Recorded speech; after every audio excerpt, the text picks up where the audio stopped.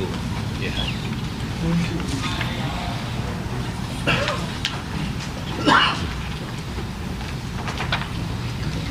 If you want to refer to some auditors.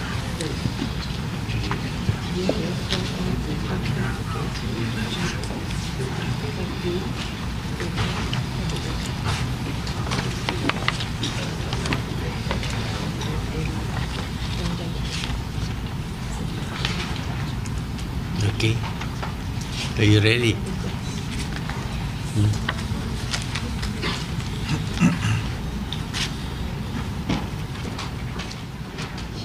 Siap. Ada? Boleh? Boleh? Right. Oh, terima kasih. This has been a marathon meeting. One meeting after another. I'm a bit breathless. Cepat sangat. But we did achieve quite a lot of things in this ASEAN meeting, which was preceded by a meeting with parliamentarians, youth, and then the business community. With the interface with youth, we were, well, all these three presented their views and their reports on their needs and what needs to be done. And we have noted down all their requests and their memorandum, actually. So we will try to meet the requests made by the parliamentarians, not much, but the youth and the business community have a lot of things to say about administration and facilitating doing business. Beyond that, of course, we had the ASEAN meeting this morning, yeah? No, yesterday. Yesterday and this morning. This morning is called the retreat, and each of us were able to give our views about the performance of ASEAN. We heard reports about the performance of ASEAN, and by and large, we are quite satisfied that there has been quite a lot of progress. Many people have asked me, said that ASEAN is dormant, but it is not dormant. A lot of things were done, and even in the sub-regional area like BIM-IAGA and IMTGT, all these sub-region were achieved quite a lot of growth, and there are plans to improve the growth further. We are facilitating communication so that people can do business much more easily in each other's country. We all welcome foreign direct investment, and we have identified areas where we can develop and grow. So in all the reports listed out quite a lot of projects which were identified and which were carried out in each country and each region. Roads, ports, airports, all these things were planned for the sub-region, actually BIM-IAGA and IMTGT, and most of the projects have been completed. With IMTGT, we talk a lot about communication, cross-border communication, and we have made proposals so as to enable cross-border travel will be much more easy than currently. I think the dedication towards ASEAN is very real. Lots of people think it is dormant, but by comparison to other regional grouping, ASEAN is one region which has not only been able to work together and grow each other's economy, but also ASEAN is peaceful, whereas other regional groupings are not peaceful or have got problems with memberships and the like, including, of course, the European Union. So I have, having heard all the reports and the talk given by each member, I feel that ASEAN has got great potential, and I think with some of the ideas mooted during the discussion, we can play a role in order to grow each other's country. So that's all. If you have any question, you can ask the others, not me.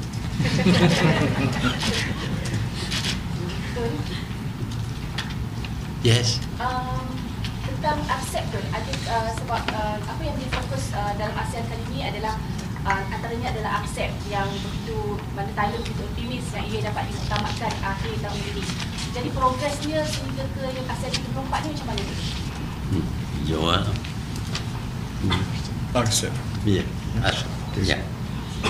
ASEAN, the negotiation are still ongoing. There are some issues that need to be ironed out. Among the issues is that this is dispute settlement mechanism involving the private sector. And also members of ASEAN are still looking at the exclusion list of goods, what's to be included, what's to be excluded from ASEAN. So it's still ongoing. In fact, we have missed the target to sign ASEAN for quite a number of years already.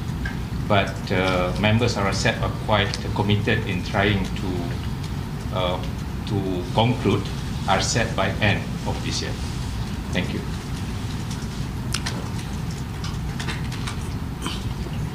There is also this idea that companies can sue government.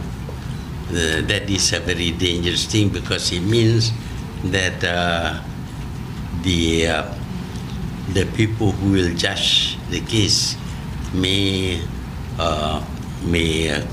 cost the government quite a lot of money to pay for any case brought by the private sector against the government. Media antarabangsa menantikan Tun kembali ke pentas ASEAN dengan suara lantang berkenaan dengan isu Rohingya. Adakah pada kali ini sewaktu pemukiman retreat tadi ada Tun membangkitkan isu Rohingya?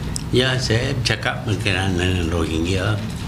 Dengan report yang dibuat itu tidak mengambil kira pandangan migrants, refugees, dan sepatutnya pendapat mereka mesti diambil kira kerana mereka berasa takut untuk kembali ke Rakhine State, dan kita harap kalau mereka kembali, the international community ni bolehlah supervise, ensure dia balik ni mereka tak kena tindakan-tindakan tertentu oleh Rakhine State dan Myanmar.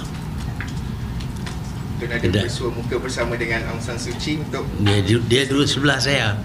Pasal tak tahulah alphabetical order dia sebelah saya. Makan pun dia sebelah saya.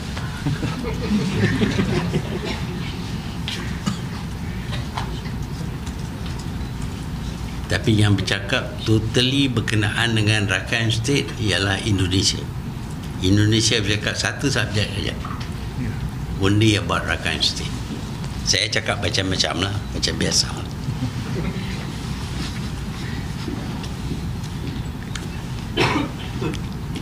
What's the next step from here? Where do we go on this on this issue?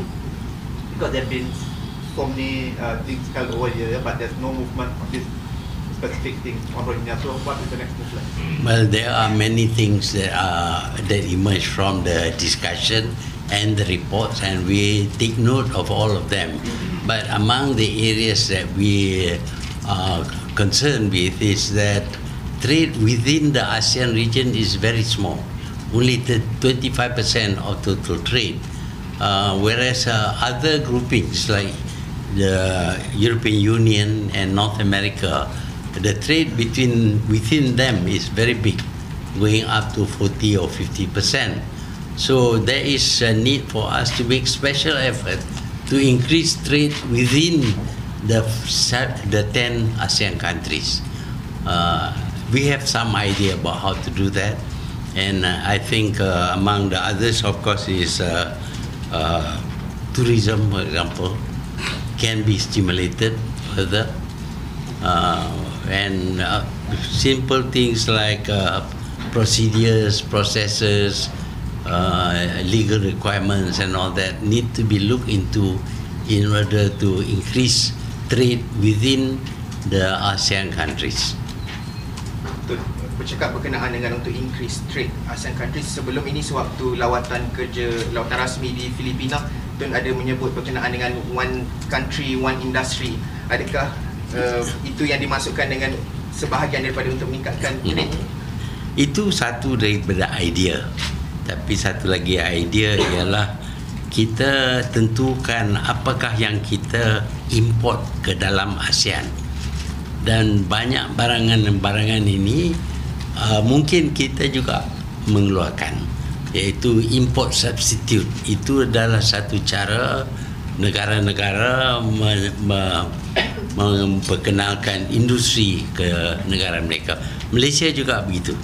Apabila kita import banyak kereta, kita mula-mula bercakap untuk assembly in Malaysia, dan assembly business became a big business in Malaysia. Subsequently, of course, kita nak substitute imported cars dengan our national cars. So saya bercakap berkenaan dengan idea ASEAN cars. Kita tak hentikan import daripada kereta daripada negara lain, tapi ASEAN sepatutnya ada kereta mereka sendiri. Bila? Your comments on ASEAN's decision to jointly bid to host the World Cup in 2034? World Cup. Yeah, this comes from 5 of the ASEAN countries, and we feel that alone we will never have the chance of hosting the World Cup, but maybe all the ASEAN countries together might be able to hold the World Cup, and of course we can have the games played in all the ASEAN countries like Japan and Korea. Last month in Tokyo during the Nikkei conference, you proposed something on gold-based currency. Did you manage to actually raise this matter up during the summit? No, I didn't. Tadi jumpa dengan General Private, so what is the outcome? Any good news? Ya, jumpa dengan General Private kerana kita ada perkara-perkara antara dua buah negara ini.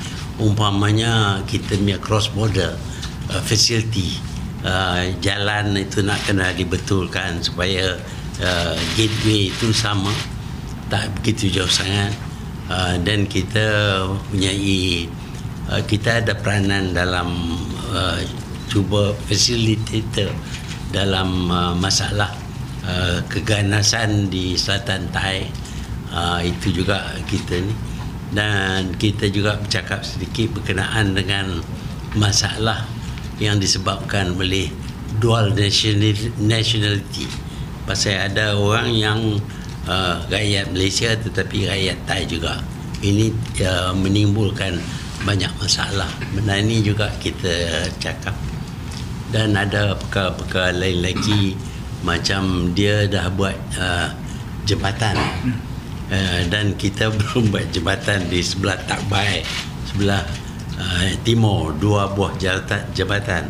Jadi kita kena sambung lah, tapi kita tak ada duit nak buat, so kita sebab tu lambat sikit. Okay. Ada lagi soalan? Habis dah. Alright. Tak ada dah. Okey, terima kasih. Sorry, sedikit national politics. Oh, national politik. Ada national politik. Muktamar PAS semalam. Thailand yang national. Malaysia. Oh, Malaysia. Okey lah. Muktamar PAS semalam telah pun bersetuju untuk menjalinkan kerjasama dengan UMNO lalu siasi. So sebab ini adalah kesepakatan di dalam muktamar, maksudnya perwakilan PAS sendiri bersetuju. Saya berpendapat sebelum dia kerjasama dengan UMNO, dia mesti declare kata UMNO ni orang Islam. Tapi sampai lah ni dia tak kata. Dia kata dulu orang UMNO semua kafir, pasal kerjasama dengan orang kafir. Tapi lah ni bila dia kerjasama dengan UMNO, dia tak kata pula UMNO tu kafir. Dia tak boleh dia kerjasama dengan UMNO, dia sendiri jadi kafir. Bila They want to. Sir, the gambar, sir. oh